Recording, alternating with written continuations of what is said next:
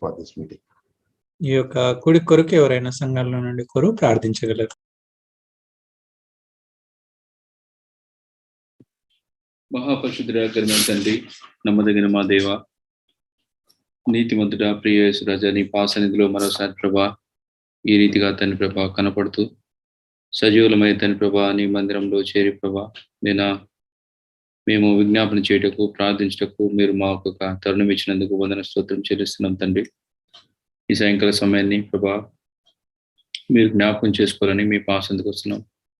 దేవునైనా ప్రభా మా ప్రయత్నము మీరు ఆశీర్వదభరితంగా చేయండి తండ్రి. ఆది నుండి అంతం వరకు దేవాన్ని ఆత్మ నడిపింపును మేము చూడగలటకు తండ్రి.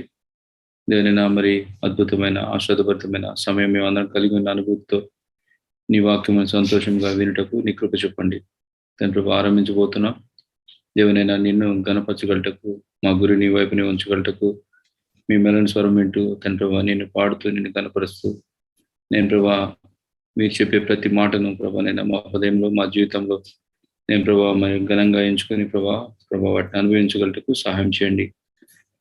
మంచి నడిపింపనివ్వండి తండ్రి. ఆ వాక్యం ద్వారా నడిపింపబడి నేను ప్రభా మరి ఆత్మపూర్ణమే మేము ప్రార్థించగలటకు కూడా సహాయం చేయండి తండ్రి ప్రభా. నీ ఆత్మ నడిపింపు ద్వారా ఇవన్నీ సాధ్యము తండ్రి ప్రభా. మీ భద్రత, మీ కృపా కనిక్రమం మాతో ఉంచండి తండ్రి ప్రభా.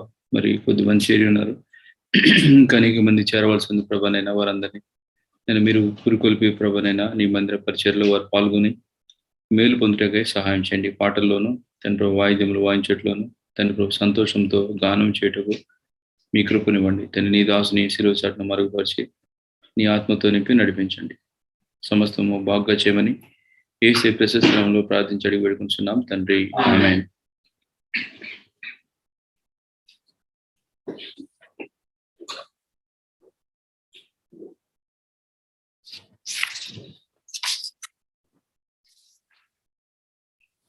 పాట సంఖ్య 656, song number 656 in Telugu, Hindi 597, Tamil 737.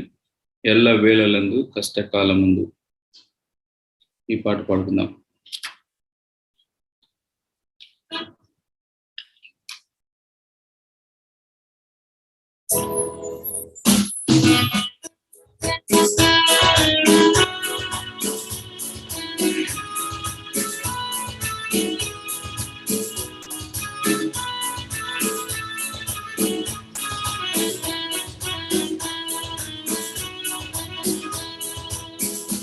ఎల్లవేళలందు కష్టకాలమందు వల్లకుండా యేసు స్తుతించును.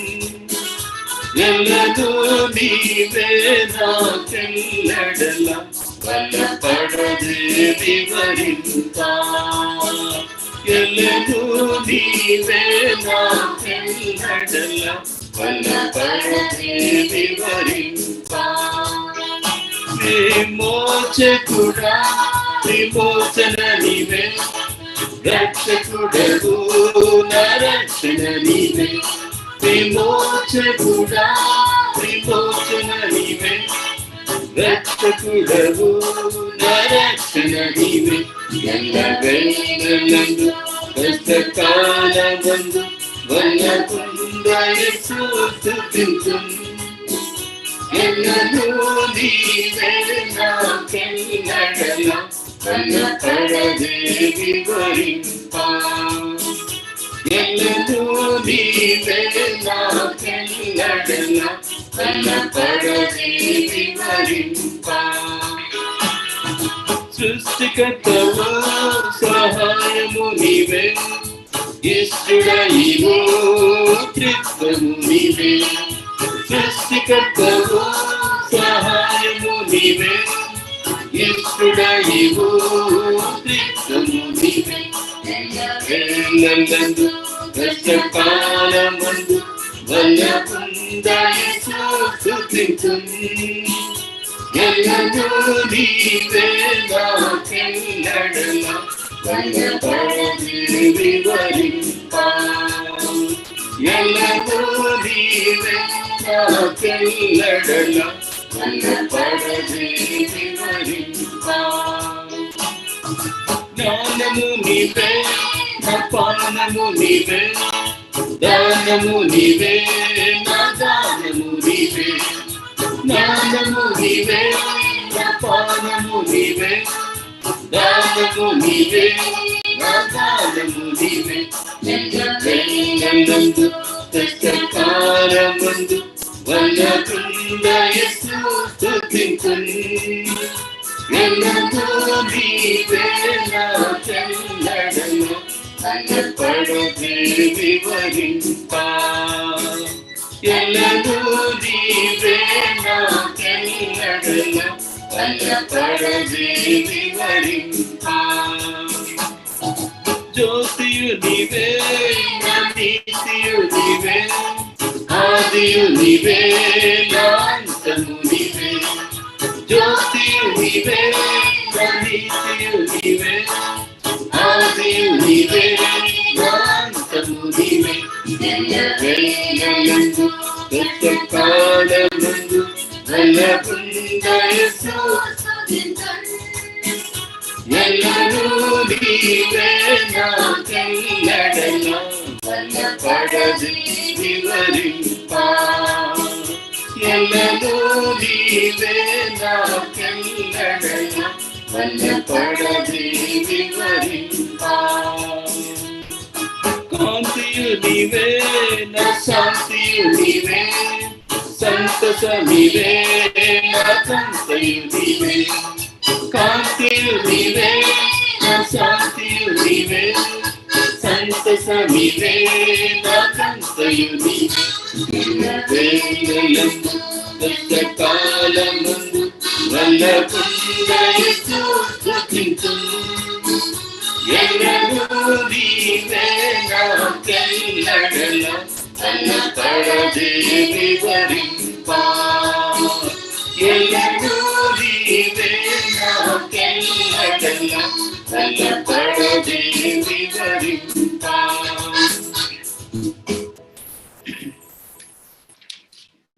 నీ మందిరమునందు నివసించువారు ధన్యులు, ధన్యులు. సాంగ్ నెంబర్ 722, 722వ పాట, తెలుగులో, తమిళ్లో 807, తమిళ్ 807, 1, 2, 3 వచనాలు.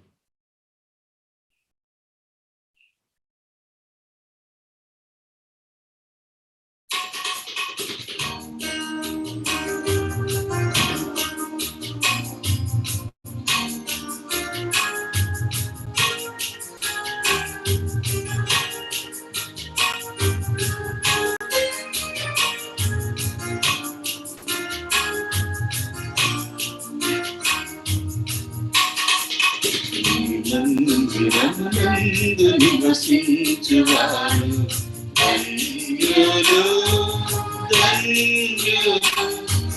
నీ వలన బలముందువారు ధన్యులు, ధన్యులు.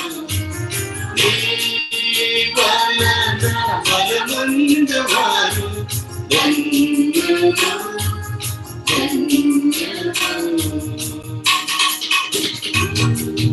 యెహోవా నీయందు నమ్మిక గలవారు ధన్యులు, నీ ధర్మశాస్త్రం నందానందం గలవారే ధన్యులు. యెహోవా నీయందు నమ్మిక గలవారు ధన్యులు, నీ ధర్మశాస్త్రం నందానందం గలవారే ధన్యులు. నీ మందిరమునందు నివసించువారు ధన్యులు, ధన్యులు. నీ వలన బలముందువారు ధన్యులు, ధన్యులు. నీ వలన బలముందువారు ధన్యులు, ధన్యులు. నీతి కొరకు ఆకలి డబ్బు కలిగిన వారు ధన్యులు, అతిశయంపై దీనులుగా ఉన్న వారే ధన్యులు. నీతి కొరకు ఆకులిగా కలిగిన వారి ధన్యులు. ఆత్మాతిశయంపై దీనులుగా ఉన్న వారి ధన్యులు. మందిరమునందు నివసించువారు ధన్యులు ధన్యులు. ఈ వలన బలమందువారు ధన్యులు ధన్యులు. ఈ వలన బలమందువారు ధన్యులు ధన్యులు. హృదయశుద్ధి కనికరము కలిగి ఉన్న వారు ధన్యులు. సాత్వికులు సమాధాన పరచువారే ధన్యులు. హృదయశుద్ధి కనికరము కలిగి ఉన్న వారు ధన్యులు. సాత్వికులు సమాధాన పరచువారే ధన్యులు. మందిరమునందు నివసించువారు ధన్యులు ధన్యులు. నీ వలన బలమందువారు ధన్యులు ధన్యులు. నీ వలన బలమందువారు ధన్యులు ధన్యులు.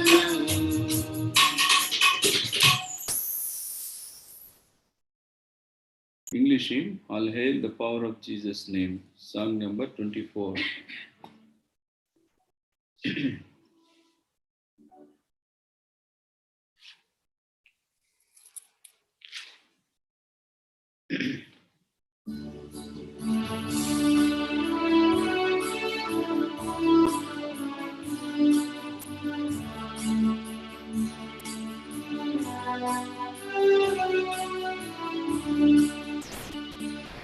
All hail the power of Jesus.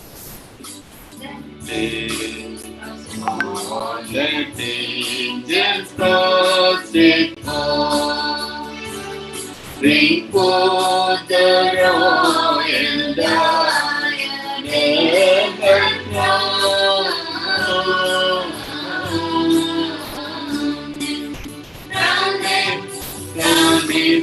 Crown him and crown him Lord of God. Crown him immortal from your God. Who crown is God, who crown is all to God. Exalt the stem of Jesse, cross and crown. Crown him, crown him, crown him and crown him Lord of God. And those who love can never forget the onward and the God, the onward and the God. Oh, spread your trophies at his feet and crown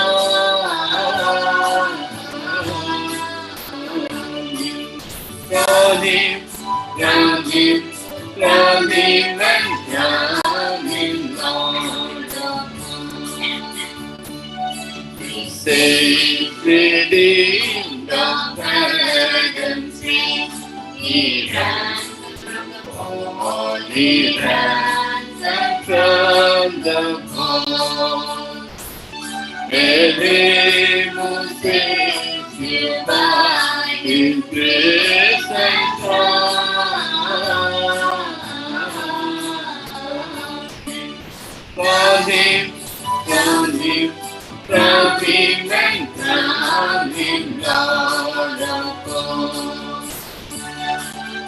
every kindred, every tribe, for this celestial follow this celestial born. To him all majesty ascribe and crown. Crown him, crown him, crown him and crown him Lord of all. For that began the sacred throne, we at his feet may fall, we at his feet may fall. Join in the everlasting song and crown.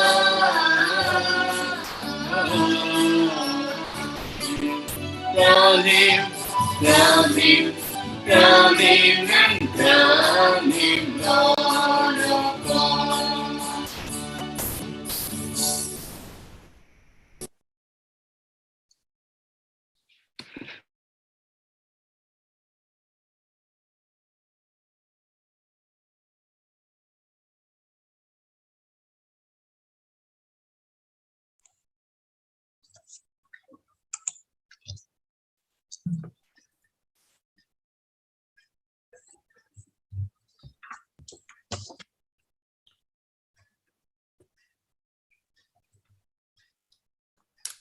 Jacob, brother.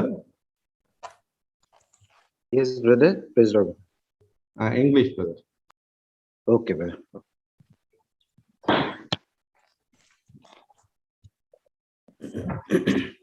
ప్రభు అయిన యేసుక్రీస్తు వారి పరిశుద్ధ నామములో మీ అందరికీ దేవుని పేరిట వందనములు. प्रभु यीशु मसीह के नाम में आप सभी लोगों को नमस्कार और शुभकामनाएं. Our Prabhu, we greet all the saints in the name of our Lord Jesus Christ. మనం ప్రార్థనలో ప్రవేశించక మునుపు పరిశుద్ధ లేఖనాల్లో నుండి కొన్ని భాగాలు చూసిన తర్వాత ప్రార్థనలో ప్రవేశిద్దాం. आइए हम प्रार्थना में प्रवेश करने से पहले पवित्र वचन में से कुछ भाग को हम पढ़ लेंगे. पढ़ने के बाद वाक्य के वचन के ध्यान में जाएंगे. Before we enter into prayer, shall we look from the scripture certain portion, and after meditating we shall enter into prayer. హోషేయ గ్రంథము, होशे का किताब The book of Hosea, 12వ అధ్యాయము 12 अध्याय chapter 12. 3-4 వచనాలు అందరం కలిసి చదువుకుందాం. आइए तीसरे और चौथे वचन को सब मिलकर पढ़ेंगे. The book of Hosea, chapter 12, verse 3 and 4, all together, please. తల్లి గర్భమందు యాకోబు తన సహోదరుని మడిమని పట్టుకొనెను. మగసిరి కలవాడే అతడు దేవునితో పోరాడెను. అతడు దూతతో పోరాడి జయమొందెను. అతడు కన్నీరు విడిచి అతని బతిమాలెను. బేతేలులో ఆయన అతనికి ప్రత్యక్షమాయెను. అక్కడ ఆయన మనతో మాట్లాడెను. మరొక భాగాన్ని చూసుకుని ప్రభువు యొక్క సహాయం కొరకు ఆయన వైపు చూద్దాం. आइए और एक भाग को भी हम पढ़ेंगे. पढ़कर प्रार्थना में परमेश्वर की सहायता के लिए उनकी ओर देखें. We will read one more portion and then we look unto the Lord for his help. హగ్గయి, हग्गई का किताब, The book of Haggai, 1వ అధ్యాయము, पहला अध्याय, the book of Haggai, chapter 1 8వ వచనం और उसका 8 वचन. and verse 8. అందరం కలిసి చదువుకుంటాం. आइए इस वचन को भी सब लोग मिलकर पढ़ेंगे. This verse, Haggai chapter 1, verse 8, all together, please. పర్వతములెక్కి Go up to the రాను mountain, తీసుకుని వచ్చి bring wood, మీరు ఈ and build the మందిరము house. కట్టించిన ఎడల I will take pleasure in it. దాని యందు నేను I will be సంతోషించి glorified, says నిన్ను the Lord. గణపరుచుకుందునని యెహోవా సెలవిచ్చుచున్నాడు. ప్రభు సహాయం కొరకే ఆయన వైపు ప్రార్థనలో కనిపెట్టుకుందాం. परमेश्वर की सहायता के लिए प्रार्थना में उनकी ओर देखते हैं. For Lord's help shall we look unto the Lord. ప్రేమగల మా ప్రియమైన తండ్రి, మమ్మల్ని మిక్కిలిగా ప్రేమించిన మా ప్రియమైన ప్రభువా, నీ ఘనమైన, శ్రేష్టమైన, ఉన్నతమైన, పరిశుద్ధమైన నామమును బట్టి వందనములు, స్తోత్రములు. 2022 సంవత్సరంలో మీరు మమ్మల్ని ప్రవేశపెట్టి, మా ప్రియమైన తండ్రి, ప్రేమగల ప్రభువా, మీరు మాకు ఇచ్చిన వాగ్దానాలు నెరవేరుస్తుందాన్ని బట్టి నీకు వందనములు, స్తోత్రములు. నాయనా, మేము ఏ రీతిగా ఉండాలో, ఏ రీతిగా నీ సన్నిధిలో కనబడాలో, మేము ఏ రీతిగా నీ దగ్గరకు రావాలో మా ప్రియమైన తండ్రి వీటన్నిటినీ మాకు బోధిస్తూ వస్తున్నారు. దాని అంతటిని బట్టి నేను స్తుతిస్తూ కనపరుస్తున్నాం. ఈ దినం కూడా మేము ప్రార్థనలో ప్రవేశించక మునుపు నీ వాక్యలేఖనాల నుండి కొన్ని భాగాలు మా ప్రియమైన తండ్రి ధ్యానించినట్టుండగా నీ మెల్లనైన మధురమైన స్వరం మా కొరకు వినిపింప చేయండి. మా ప్రియమైన తండ్రి, నన్ను తర్జుమా చేస్తున్న మా ప్రియులను మీరే మరుగుపరిచి నీ నోటి బూరగా మాత్రమే మమ్మల్ని వాడుకోండి. నాయన ప్రియమైన తండ్రి, నీ బిడ్డలమైన మాకు మీరు ఏదైతే సిద్ధపరిచినారో నాయన మా ప్రియమైన తండ్రి, మేము దాన్ని పొంది సంతోషించి నీ సన్నిధిలో మా ప్రియమైన ప్రభువా, మా విజ్ఞాపనలు నీ దగ్గరకు తీసుకొని రావడానికి మమ్మల్ని ఆయత్తపరచమని సందులో ప్రార్థిస్తున్నాం. కృప చూపించండి, సహాయం దయచేయండి. చేరు వచ్చిన మా ప్రియులందరిని బట్టి నీకు వందనములు, స్తోత్రములు. ఇంకెవరైతే జాయిన్ కావాలో మా ప్రియమైన తండ్రి వారిని కూడా జ్ఞాపకం చేసుకోండి. వారికి ఉండే పరిస్థితులను జ్ఞాపకం చేసుకోండి. మా ప్రియమైన తండ్రి, సమస్తము ఎరిగినటువంటి దేవుడు, హృదయాంతరంగమును పరిశోధించే దేవుడు, నీకు ఎవరిని గురించి ఎవరు కానీ సాక్ష్యమీ అక్కర్లేదు. నాయనా మా ప్రియమైన ప్రభువా, సమస్తము ఎరిగినటువంటి దేవా, మమ్మల్ని మీకు సమర్పించుకుంటున్నాం. మమ్మల్ని మేము తగ్గించుకుంటూ నీ నామం బట్టి నిన్ను హెచ్చిస్తూ యేసుక్రీస్తు వారి అతి పరిశుద్ధమైన నామమున స్తుతించి ప్రార్థించి బ్రతిమాలు వేడుకున్నాం తండ్రి. ఆమేన్. Amen. చదవబడినటువంటి యొక్క భాగంలో హోషియా గ్రంథము 12వ అధ్యాయము 3-4 వచనాల్లో మనం యాకోబుని గురించి చూస్తాం. होशे का किताब 12 अध्याय जो 3 और 4 वचन को हमने पढ़ा है, यहाँ पर हम याकूब के बारे में देखते हैं. The portion what we read from the book of Hosea chapter 12 verses 3 and 4, we read about Jacob. కనుక ఇక్కడ తల్లి గర్భమునందు నుండే అతడు ఒక పట్టుదల కలిగినటువంటి వాడిగా మనం చూస్తాం. और यहाँ पर हम पाते हैं कि उसके माता के गर्भ से ही कुछ एक लगाव या एक इच्छा के साथ वह था कहकर. And we see that in his mother's womb only he was with a desire and with something to achieve. ఇక్కడ మనం గమనిస్తే ఆ తల్లి గర్భంలోంచి వచ్చినప్పుడే సహోదరుని మడిమును పట్టుకున్నాడంట ఆయన. और हम देख सकते हैं जब वो अपने माता के गर्भ से जब जन्म लेने से पहले ही अपने भाई की अंगड़ी को टांग की अंगड़ी को पकड़ लिया था. And we see here that in her mother's womb, before he was conceived, he took his brother's heel. అదే కొనసాగిస్తూ మనం ఆదికాండంలో చూస్తాము, ఆయన ఆ దూతను కూడా ఆ రీతిగానే పట్టుకున్నట్టు మనం చూస్తాం. और इसी तरह हम वचन को जब पढ़ते हैं तो उत्पत्ति के किताब में इसी तरह जब उसने स्वप्न देखा था उसमें भी स्वर्गदूत के भी पैर को उसी तरह वो जकड़ कर रखा था. And we see concerning this portion only that when he met the angel of God, he took a hold of him in this way only. కనుక ఆయన ఆ దూతతో పోరాడి జయమొందినట్లు మనం చూస్తాం. और इसी तरह हम देखते हैं कि उस स्वर्गदूत से उसने लड़कर उस स्वर्गदूत पर भी वो विजय हासिल किया जैसा हम वहां पर पाते हैं. And we see that he fought with that angel and he got victory over that angel. అప్పుడే అతడు కన్నీరు విడిచినట్లు కూడా మనం చూస్తాం, బతిమాలినట్టు కూడా మనం చూస్తాం. और उसी समय में उसके उस प्रक्रिया के दौरान उसने आंसू भी बहाया है और वहां पर वह अपने दुख को भी वो जताए जैसा हम पाते हैं. And we see immediately after that he wept and he made supplication unto him. కనుక మన జీవితంలో మనము కూడా ఆ రీతిగా మనము దేవుని యొక్క ప్రత్యక్షతలోనికి రావాలి అంటే, దేవుని మనం కలుసుకోవాలి అంటే కనుక మనం బ్రతిమాలవలసినటువంటి వారం, గోజాడవలసినటువంటి వారం. इसी तरह अगर हमारे जीवन में भी हम परमेश्वर की प्रत्यक्षता में या परमेश्वर की उपस्थिति में उनके पास अगर आना चाहते हैं तो हमें भी इसी तरह विनतियां करना है, इसी तरह रोना है और इसी तरह उनके पास आकर हमें गिड़गिड़ाना है. In our lives also, it is very important. If we want God's revelation, if we want God's presence, we should come at His feet. We have to weep and we have to put forth our supplication. కనుక మనం ఎప్పుడు కన్నీరు మన కళ్ళల్లోంచి వస్తుంది? और वो किस समय में हमारे आंखों से जब आंसू बहने लगते हैं? When and what circumstances does we weep? కనుక మన జీవితంలో ఏదైనా బాధ గాని, ఇబ్బందులు ఉన్నప్పుడు గాని, కష్టంలో ఉన్నప్పుడు గాని మన యొక్క కళ్ళల్లో నుంచి, మన హృదయంలో ఉన్నటువంటి బాధను వ్యక్తపరుస్తూ మన కళ్ళల్లో నుండి కన్నీళ్లు బయటకు వస్తాయి. जब हमारे जीवन में किसी दुख की सामना हम करते हैं, किसी दर्द का सामना हमें करते हैं, या किसी संकट या क्लेश हमारे जीवन में आता है, तो उस समय में हमारे आंखों से उस दुख भरे आंसू बहने लगते हैं.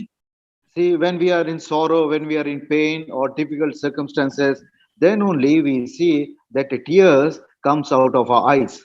కనుక మన జీవితంలో ప్రార్థన యొక్క పట్టుదల కలిగినటువంటి ప్రార్థనలో మనం ఉన్నప్పుడు, మన హృదయం భారముతో నిండినప్పుడు మన కళ్ళ నుండి కన్నీళ్లు వచ్చేటట్టుగా ఉంటాయి. और इसी तरह से जब प्रार्थना करने की जो बोझ हमारे ऊपर रहता है और प्रार्थना करने की जो लगाव और जो हियाव हम बांध कर रखते हैं, तो इस तरह की प्रार्थना में भी हमारे आंखों से आंसू बहने लगते हैं. So when we have that burden in prayer, and when we pray with a heartful burden, then we see the tears coming out of our eyes. సాధారణంగా చెప్పొచ్చు, మనుషులుగా మానవ స్వభావం కలిగినటువంటి వారం కాబట్టి మనం ఎప్పుడు ఈ రకమైనటువంటి భారం కలిగి ఉంటామంటే, మనకు మనముగా ఏదైనా ఇబ్బందులు ఉన్నప్పుడు, మనకు మనముగా ఏదైనా కష్టంలో ఉన్నప్పుడు మాత్రమే మన కళ్ళంలోండి నీళ్లు వచ్చేవి ఉంటాయి. ఇతరుల కష్టం చూసినప్పుడు మనం అంతగా స్పందించలేనటువంటి వారం ఉంటాం. और अगर आम रीति से हमारे जीवन के बारे में अगर हम ध्यान कर देखते हैं, तो हम स्वयं ही हमारे जीवन में स्वयं इस दुख या इस संकट या इस दर्द के एहसास के द्वारा जब हम गुजरते हैं, तभी हम इसे एहसास कर सकते हैं, और इस तरह से हमारी हृदय का बोझ भरा हुआ होने की वजह से आंखों से आंसू बहने लगते हैं. यदि अगर हम दूसरों के संकट या दूसरों के दर्द को या उनकी मुश्किलों को देखते हैं, तो हमारे आंखों से इस तरह से आंसू नहीं बहते. Normally we see in our lives, being in this flesh, in a humanly aspect we speak, when we personally or our family is going through such a sorrow, pain and agony, then only these tears roll out of our eyes. But when we see others in that difficult situation or circumstances, we don't respond in that way. మరి పౌలు గారు ఏం చెప్తున్నాడంటే 1 తెస్సలోనిక 3వ అధ్యాయంలో, तो पौलुस जी इस तरह से कहते हैं, पहले थिस्सलुनीयों की पत्री 3 अध्याय में, 1 Thessalonians chapter 3, Paul says in this way, 9వ వచనం, 9 वचन में, and in verse 9. రండి కలిసి చదువుకుందాం. తెలుగులో 9-10 కలిసి ఉన్నాయి. आइए इस वचन को भी सब मिलकर पढ़ लेंगे. Come, let's read together this verse. మేము మీ ముఖము చూచి మీ విశ్వాసములో ఉన్న లోపమును తీర్చునట్లు అనుగ్రహించుమని రాత్రింబగళ్ళు అత్యధికముగా దేవుని వేడుకొనుచుండగా. ఇక్కడ పౌలు ఇక్కడ ఉన్నటువంటి ఏథెన్స్ వారి జీవితంలో వారి విశ్వాసంలో ఉన్నటువంటి లోపం ఏ రీతిగా ఉంది, దాన్ని తీర్చబడాలి అని చెప్పి ఆయన ఏమంటాడంటే రాత్రింబగళ్ళు అత్యధికముగా దేవుని వేడుకుంటున్నానని చెప్తున్నాడు. और यहाँ पर इस वचन में हम पाते हैं पौलुस जी यहाँ पर इस कलीसिया की परिस्थिति जब देखते हैं, देखकर उन्हें दुख होता है, और दुख होकर वो कहते हैं कि आपके लिए और आपकी कलीसिया की विश्वास के लिए हम रात दिन प्रार्थना करते रहे हैं, कहकर कह रहे हैं. Here Paul emphasizing about the people of Athens. He says the faith which you are lacking in your life, for that night and day praying exceedingly that we might see your face and might perfect that which is lacking in your faith. ఎందుకంటే ఆయన ఒక భయం కలిగి ఉన్నాడు, శోధకుడు మిమ్మల్ని ఒకవేళ శోధించినేమో అని ఆయన భయపడుతున్నాడు. అక్కడ यहाँ पर हम देख सकते हैं पौलुस जी यहाँ पर घबरा रहे हैं और डर रहे हैं कि जो शैतान आकर कहाँ शैतान आपके विश्वास को उठा ले जाएगा या आपको विश्वास को धोखे में डालेगा कहकर. And Paul, we see he is in fear that the Satan may rob their faith from their lives.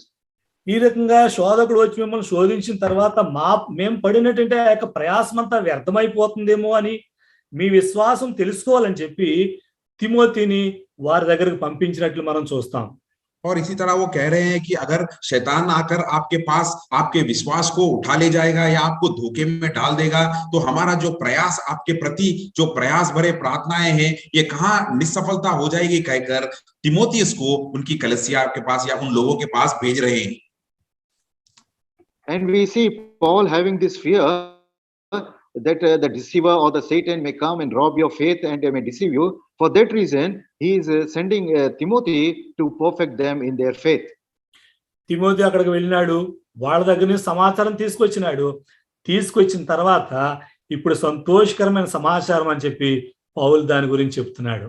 और तिमोथियस उनके पास गया, उनको दर्शन उनके पास जाकर उनसे मिलने के बाद वहां से एक खुशखबरी लेकर दोबारा पौलुस जी के पास आ रहे हैं. तो तब पौलुस जी यहाँ पर एक आनंद भरा समाचार या आनंद भरा खत उन्हें इस तरह से लिख रहे हैं. And we see Timothy went there and brought back a good testimony about them, and with joy and with much happiness now Paul is writing these things. ఇప్పుడు ప్రభు మన దగ్గరకు ఎవరినైనా ఆయన ఈ రకంగా పంపిస్తే మనము అనగా సంఘముగా మనం ఆ రకమైనటువంటి సంతోషకరమైనటువంటి సమాచారము పంపించేటువంటి వారము ఉన్నామా? देखिए, अगर परमेश्वर उनके कोई सेवक को हमारे पास यानी हमारी कलीसिया के प्रति अगर किसी को भेजेंगे, तो हमारे पास जो व्यक्ति आ रहे हैं उसी तरह का जो समाचार या उसी तरह का संदेश लेकर दोबारा वापस जा सक रहे हैं क्या, आनंद भरा संदेश लेकर. And in our lives also we can see if Lord is sending someone and when he is coming in midst of us, is he able to take the same good tidings from midst of us? కనుక మన జీవితంలో ఆ రకమైనటువంటి అనుభవము మనం కలిగి ఉన్నటువంటి వారం అయితే గనక దేవుడు పౌలు ఏ రీతిగా అయితే సంతోషించినాడో వారి నిమిత్తము దేవుడు మన నిమిత్తం కూడా సంతోషించి మన ప్రార్థనలకు జవాబిచ్చేటువంటి వాడుగా ఉంటాడు. और परमेश्वर के प्रति अगर परमेश्वर इसी तरह की गवाही हमारे पास से या हमारे प्रति से भी इसी तरह की गवाही उन्हें मिल रही है, तो जिस तरह से पौलुस जी ने उनकी जो गवाही को या उनका जो समाचार को सुनकर वहां पर आनंद भरे हुए थे, इसी तरह परमेश्वर भी हमारी इस गवाही को सुनकर वो हमारे प्रति संतोष होंगे और हमारी प्रार्थना का जवाब देंगे. The testimony what Timothy brought unto Paul, when he heard, he rejoiced over the good tidings. In the same way, if we have the same testimony, our Lord also will rejoice over us. And when we put our supplication to him, he will surely going to answer. కనుక యాకోబు జీవితంలో మనం చూస్తాం, మగసిరి కలవాడే దేవునితో పోరాడినటువంటి వాడుగా ఉన్నాడు అక్కడ. और यहाँ पर याकूब के जीवन में भी हम वही पाते हैं, एक मर्द होकर उसने जिस तरह से युद्ध किया कहकर हम वहां पर पढ़ते हैं. And we see here what we read from the portion in Hosea, that he fought and he prevailed over the Lord. కనుక ఆయన ఎప్పుడైతే ఆ రీతిగా పోరాడినాడో, ఎప్పుడైతే ఆ రీతిగా కన్నీరు విడిచినాడో, బతిమాలినాడో, దేవుడు ఆయనకు ప్రత్యక్షమైనాడు. అక్కడ ఆయన మనతో కూడా మాట్లాడడానికి ఇప్పుడు సిద్ధంగా ఉన్నాడు. और उसी तरह जब उसने इस तरह से वहां पर युद्ध किया और लड़ा और वहां पर अपने आंखों को आंसू बहाया, परमेश्वर की प्रत्यक्षता उसने देखी है. इसी तरह अगर हम भी करेंगे तो परमेश्वर हमारे पास भी आकर हमारी प्रार्थना को सुनेंगे. When Jacob had power over the angel prevailed, he wept and put forth his supplication. We see immediately God spoke to him. In the same way, when we come with that burden, with the tears and with supplication, our Lord will surely hearken to our supplication. బేతేలులో ఆయన ప్రత్యక్షమైనాడు, అనగా దేవుని మందిరములో ఆయన ప్రత్యక్షమైనట్లు మనం చూస్తాం. और यहाँ पर हम देख सकते हैं कि परमेश्वर की प्रत्यक्षता उसने बेतेल में पाई, जहां पर परमेश्वर का जो जगह था उस जगह पर परमेश्वर की प्रत्यक्षता को उसने पाई. And we see here Jacob found this revelation or the vision in Bethel, which means in the house of God. కనుక దేవుని మందిరం ఎక్కడ ఉంది? కనుక ఆయన అంటున్నాడు, ఒకటో కొరింథీ 6:19 అంటున్నాడు, మీరు చదువుదామా రండి. ఒకటో కొరింథీ आइए पढ़ते हैं परमेश्वर की मंदिर या परमेश्वर की जगह कहाँ पर है। पहले कुरिन्ती का पत्री 6 अध्याय के 19 पद को Where can we find God's presence, or where is the God's house? Shall we read from 1 Corinthians? 6:19. 1 Corinthians chapter 6 and verse 19. రండి కలిసి చదువుకుందాం. आइए इस वचन को सब मिलकर पढ़ेंगे। पहली कुरिन्तियों की पत्री 6 अध्याय की 19 वचन को 1 Corinthians chapter 6 and verse 19 all together please. మీ क्या तुम దేహము नहीं जानते कि దేవుని तुम्हारी వలన देह ही మీకు पवित्र అనుగ్రహింపబడి आत्मा का मंदिर మీలోనున్న है जो పరిశుద్ధాత్మకు तुम्हें ఆలయం बसा हुआ है, वो మీరు तुम्हें ఎరుగరా? परमेश्वर की ओर से मिला है, तुम अपनी नहीं हो। కనుక మనలో ఉన్నటువంటి ఆ యొక్క ఆలయము అనగా పరిశుద్ధాత్మ, ఆయనకు ఆలయం ఉంది. దేవుడు మన హృదయములో నివసించడానికి ఇష్టపడుతున్నటువంటి వాడు ఉన్నాడు. और यहाँ पर हम पाते हैं कि पवित्र आत्मा जो हम में बसा है वही पवित्र आत्मा के मंदिर की तरह, और उस मंदिर में वह बसा हुआ है और परमेश्वर हम में ही है कहकर यहाँ पर हम पाते हैं। And our body is the temple of the Holy Spirit, and when we have that Holy Spirit in us, our God also desires to dwell in us. కనుక దేవుడు పరిశుద్ధ స్థలములలో నివసించేటువంటి వాడు. ఆయన పరిశుద్ధుడు కనుక పరిశుద్ధ స్థలాల్లో నివసించడానికి ఇష్టపడేటువంటి వాడు. మన హృదయం పరిశుద్ధంగా ఉంటే ఆయన మన హృదయంలో నివసించడానికి ఇష్టపడేటువంటి వాడు ఉన్నాడు. और यहाँ पर हम पाते हैं परमेश्वर पवित्र परमेश्वर है और पवित्र परमेश्वर हमेशा पवित्र स्थानों पर ही बसना चाहते हैं। अगर हमारा हृदय, हमारा मन और शरीर पवित्र है तो परमेश्वर हम में बसने के लिए वो इच्छा रखते हैं। As we know, our God is a holy God. He dwells in the holy place. In the same way, if our lives, if our heart is holy and pure, our Lord will surely dwell in us. ఒకవేళ మన హృదయం పరిశుద్ధంగా లేకపోతే దేవుడు మన హృదయంలో నివసించడానికి ఆయన ఇష్టపడేటువంటి వాడుగా లేడు. अगर यदि हमारी मन अपवित्र है, अगर हमारी मन और अपना अपवित्र है और पवित्र नहीं है तो परमेश्वर कतई भी उसमें निवास करने के लिए वहां मन नहीं रखेंगे और इच्छा नहीं रखेंगे। If we are not living an holy life, if our life is not filled with the purity, our holy God will not dwell in us. కనుక యాకోబుకు దేవుడు బేతేలులో అనగా దేవుని మందిరములో ప్రత్యక్షమైనాడు. అనగా ఆయన హృదయము ఆయన ఎదుట పవిత్రంగా ఉంది గనుక దేవుడు ప్రత్యక్షమై మాట్లాడినటువంటి వాడు ఉన్నాడు. ఈనాడు మన హృదయము పరిశుద్ధంగా ఉంటే దేవుడు మనకు కూడా ప్రత్యక్షమై మనతో మాట్లాడడానికి సిద్ధంగా ఉన్నాడు. మన ప్రార్థన అంగీకరించడానికి సిద్ధంగా ఉన్నాడు.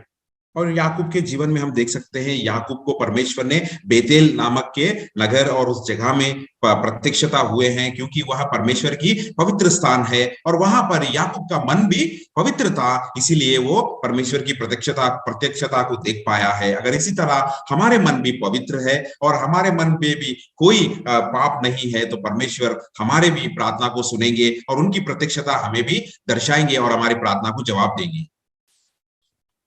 And we see here God revealed himself or shown himself in Bethel, which is the house of God, and as well as the heart of Jacob also was holy.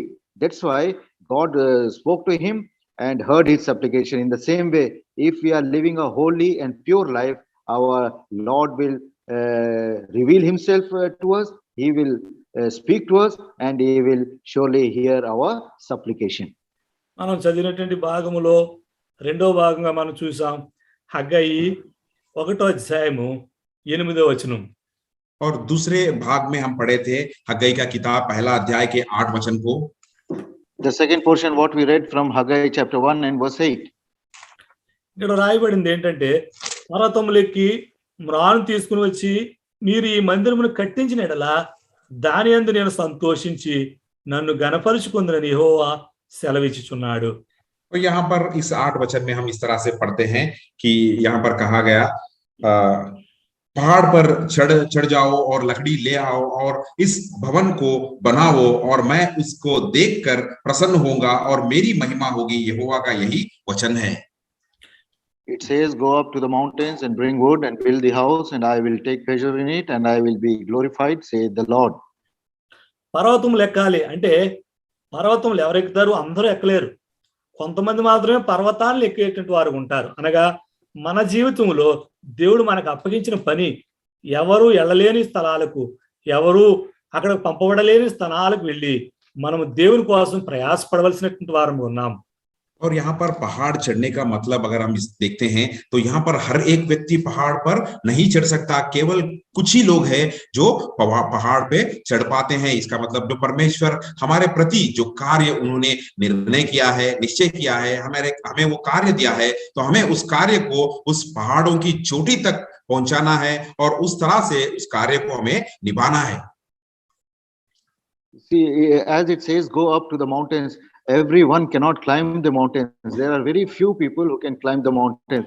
Which speaks to us that whatever Lord has given to us, the work which others cannot do, we should climb. Even if it is like a mountain, we should climb and fulfill what work Lord has given to us. అక్కడ నుండి మ్రాను తీసుకురమ్మంటున్నాడు, పర్వతం నుంచి మ్రాను తీసుకురమ్మంటున్నాడు. అనగా ఆ చోట్లలో నశించిపోతున్నటువంటి ఆత్మలు ఉన్నాయి. వాటిని మనం రక్షించవలసినటువంటి, తీసుకురావాల్సినటువంటి బాధ్యత మనది. ప్రార్థనలో కనిపెట్టవలసిన బాధ్యత మనది. గోజాడుకోవాల్సినటువంటి బాధ్యత మనది. और यहाँ पर कहा गया कि पहाड़ पर जाकर लकड़ी ले आओ। इसका मतलब पहाड़ पर जो आत्माएं हैं वो आत्माएं नाश के तरफ जा रहे हैं और वो आत्माएं नाश हो रहे हैं, तो उन नाश होने वाले आत्माओं को हमें ले आना है परमेश्वर की और उनके मन को फिराकर ले आना है। प्रार्थना में हमें विनती करना है उन आत्माओं के लिए, प्रार्थना में हमें गिड़गिड़ाना है उन आत्माओं को बचाने के लिए। And then it says, bring wood, which speaks that we should have the burden for the perishing souls, and those places where people are perishing, we should go. We should speak about the good news of Lord Jesus Christ, bring them, and for such work we should, with supplication, without ceasing, we need to pray unto Him. కనుక దావీదు అంటాడు 61వ కీర్తనలో, दाऊद महाराज इस तरह से कहते हैं भजन संहिता 61 अध्याय में, In Psalm 61, David says in this way, 2వ వచనం, दूसरे वचन में, Psalm chapter 61 and verse 2. రండి కలిసి చదువుకుంటాం. आइए इस वचन को मिलकर पढ़ते हैं। Shall we read all together, please? నా ప్రాణము తల్లడిల్లగా From the ends of the earth, భూదిగంతముల నుండి నీకు మొరపెట్టుచున్నాను. my heart is నేను overwhelmed. ఎక్కలేనంత ఎత్తైన కొండపై Higher than I नीचे can. उस पर से मुझको ले चल। కనుక దావీదు అంటున్నాడు, నేను ఎక్కలేనంత ఎత్తైన కొండపైకి నన్ను ఎక్కించు. और यहाँ पर दाऊद कह रहे हैं कि जो चट्टान मेरे लिए ऊंची है उस पर मुझे ले चल कहकर। Here David is saying, lead me to the rock that is higher than me, the rock which I cannot climb, take me to that height. ఎందుకంటే నేను నీకు మొరపెడుతున్నాను, నేను నీకు ప్రార్థిస్తున్నాను, నేను అంత ఆ స్థితిలో ఉన్నాను, నేను నన్ను ఆ రీతిగా ఎక్కించు ప్రభు అంటున్నాడు. क्योंकि मैं वहां पर उस स्थिति में जाना चाह रहा हूं, उस स्थिति में जाकर मैं तुम्हारे प्रति विनती करना चाहता हूं और कर रहा हूं, तो उस चट्टान की ऊंची पर मुझे ले चल कहकर वो मांग रहा है। And he's crying to the Lord that take me to that height, take me to that place where I can put forth supplication unto you. మన యొక్క ప్రార్థన జీవితము ఆ యొక్క పర్వతాల మీదకు వెళ్ళేది గాను, మన ప్రార్థనా జీవితము ఎక్కలేనంత ఎత్తైన కొండపైకి ఎక్కేటట్టుది గాను ఉండాలని ప్రభు కోరుతున్నటువంటి వాడు ఉన్నాడు. और इसी तरह हमारी प्रार्थना की जीवन भी उसी तरह महान चट्टानों की तरह रहना चाहिए। जो चट्टान पर हम चढ़ नहीं पाते, उस चट्टान की ऊंचाई की तरह हमारी प्रार्थनाएं रहना कहकर परमेश्वर की इच्छा यही है। Our Lord also desires from every one of us that our prayer life should be higher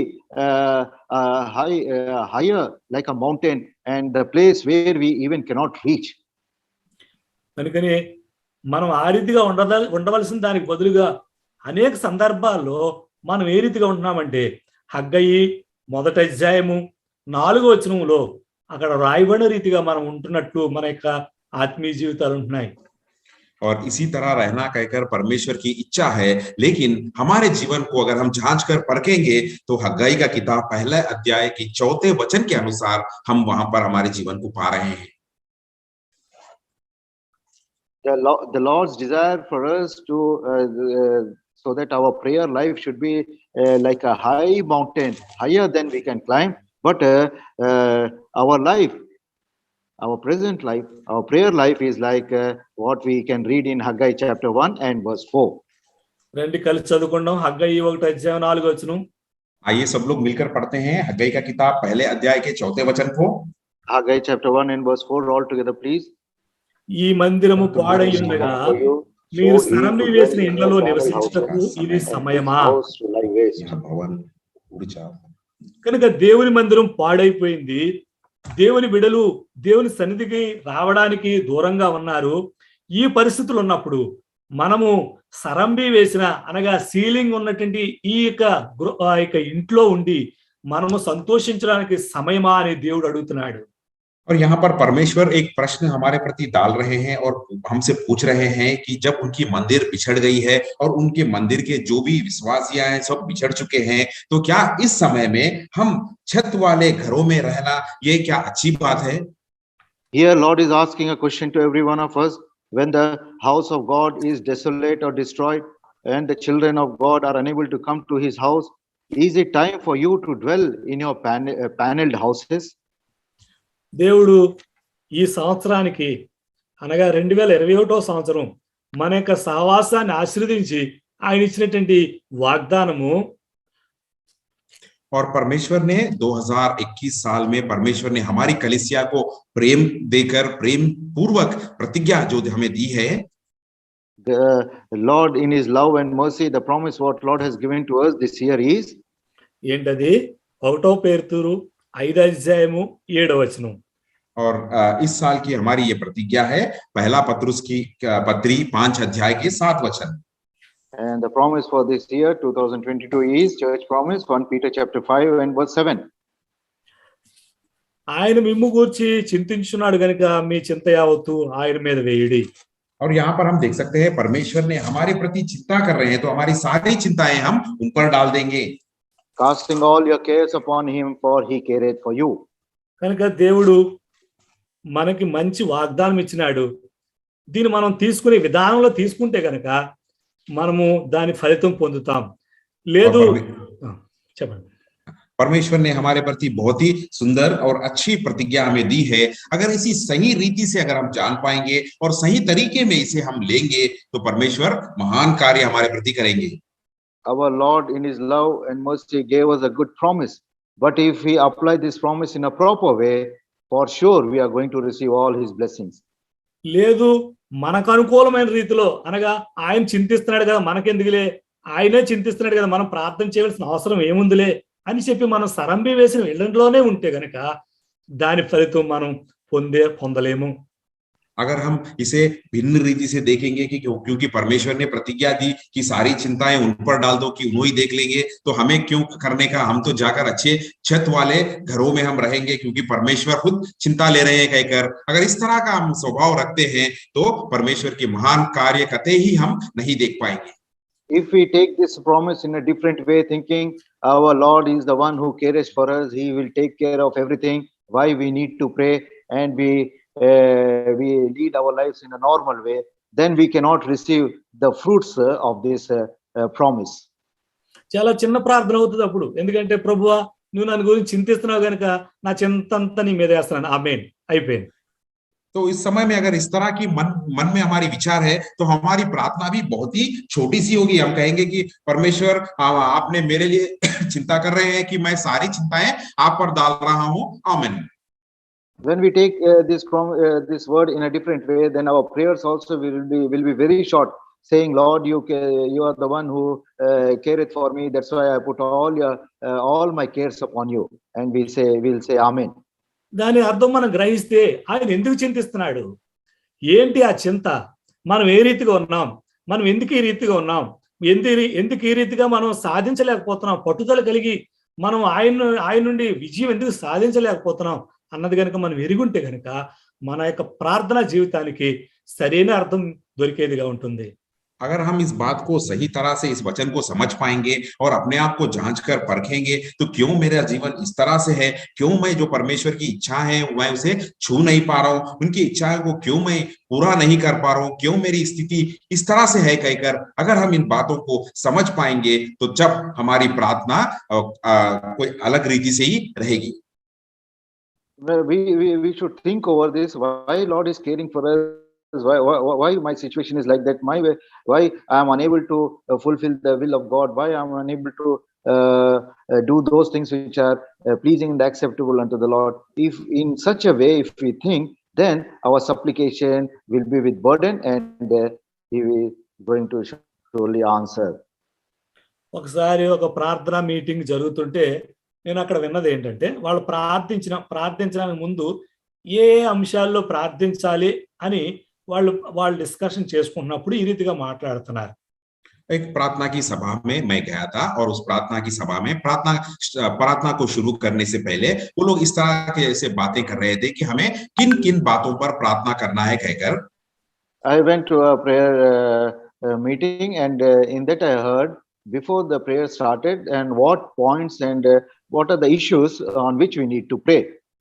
కనుక వాళ్ళు ఏమంటున్నారంటే, ఈ ప్రార్థనాంశం మనం ప్రార్థన చేయాలి అని చెబుతూ అందులో ఒక కామెంట్ ఉంది, నేను ఎవరికి ప్రార్థనాంశాలు చెప్పను, ఎందుకంటే మనకున్న భారం వాళ్ళకు ఉంటది ఏంటి, అందుకని నాకు నేనే ప్రార్థన చేసుకుంటానని చెప్తాను. और इस सब अपने अपने जो प्रार्थना के अंश थे, जो प्रार्थना की विनतियां थे, वो कह रहे थे कि इन चीजों के लिए हमें प्रार्थना करना चाहिए. लेकिन वहां पर एक स्त्री थी, और वो स्त्री कहने लगी कि मैं क्यों दूसरों के बारे में प्रार्थना करूं, कि मैं क्यों दूसरों की विनतियों को ले आऊं, क्योंकि जो भार और जो प्रार्थना की बोझ मेरे मन में है, क्या उनमें भी इस तरह की बोझ है, तो उनमें जब ये बोझ नहीं है तो मैं क्यों उनके लिए प्रार्थना करूं कहकर कहने लगी. Then they discussed and they said this is the issues and points we need to pray. Among them, one sister said, I also have some burdens, but I cannot share with others because they will not have the same burden like me to pray. కనుక దేవుడు ఏమంటున్నాడంటే, మనం ఇతరుల గురించి ప్రార్థనా భారం కలిగి ఉండాలి అన్నాడు. కారణం ఏంటంటే, 1 యోహాను 3:16 ప్రకారము దేవుడు మన నిమిత్తం ప్రాణం పెట్టినాడు.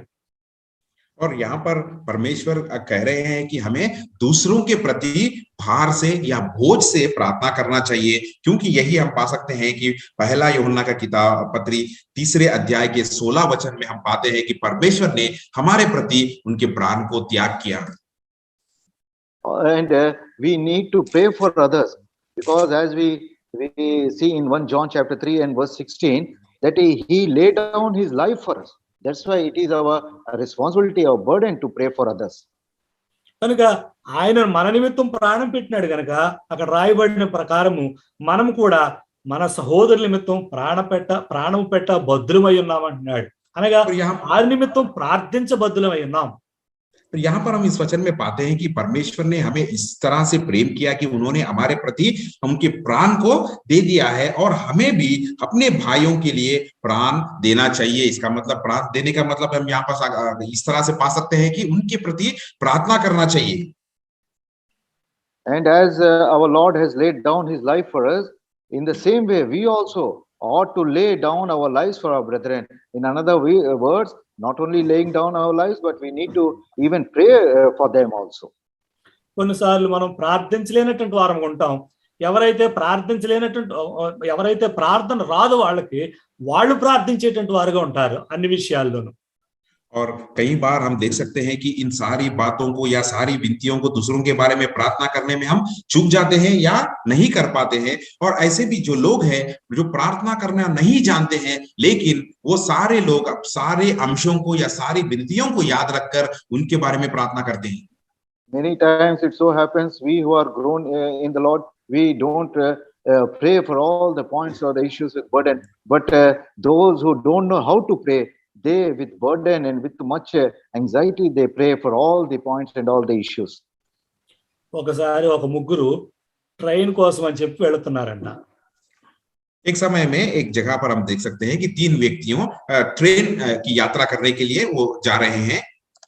And once upon a time, the 3 friends were going to catch a train. కానీ ట్రైన్ కి టైం అయిపోయింది. సరిగ్గా వాళ్ళు వెళ్ళినప్పటికీ ట్రైన్ స్టేషన్కి వచ్చింది. వీళ్ళ లోపలికి వెళ్ళడానికి ముందు ఆ ట్రైన్ కదిలిపోయింది. और उन्होंने ट्रेन स्टेशन में आने की थोड़ी सी देर हो गई, और वो जब ट्रेन स्टेशन में पहुंचते पहुंचते ट्रेन प्लेटफॉर्म पर आ चुकी थी, और वहां से वो ट्रेन को पकड़ने से पहले ही ट्रेन निकल चुकी थी वहां से. And when they entered the station area, train already was in the platform, And when they wanted to enter in the platform, the train started. ఈ ముగ్గురు పరిగెట్టి ఇద్దరు లోపలికి వెళ్ళిపోయారు, ఒకడు బయట ఉండిపోయాడు. और उन 3 व्यक्तियों में से भागकर ट्रेन को पकड़ने की कोशिश की। उनमें से 2 व्यक्तियों को ट्रेन पकड़कर वो अंदर चढ़ पाए, एक व्यक्ति वहां पर छूट गया। All these 3 friends, they started running to catch the train. 2 of them, they could enter into the train, but one left behind. ఆ లోపల ఉన్న ఒక అతను ఎవరో నాలాట అతను అన్నాడంట, పోన్లేండి ముగ్గురులో ఇద్దరన్నా పైగా వచ్చారు, 65% మీరు పాస్ అయినట్టే, మీరు విజయం సాధించారు అన్నాడంట. और जो व्यक्ति ट्रेन के अंदर से देख रहा था, उसने कहा कोई बात नहीं, आप तीनों में से तो 2 व्यक्तियों तो ट्रेन पकड़कर ट्रेन के अंदर आ चुके हैं, तो आप लोगों में 65% आप लोग पास हो गए कहकर कहने लगा। And the one of the passengers said, no need to worry, out of 3, 2 have boarded the train, so you are passed with 65%.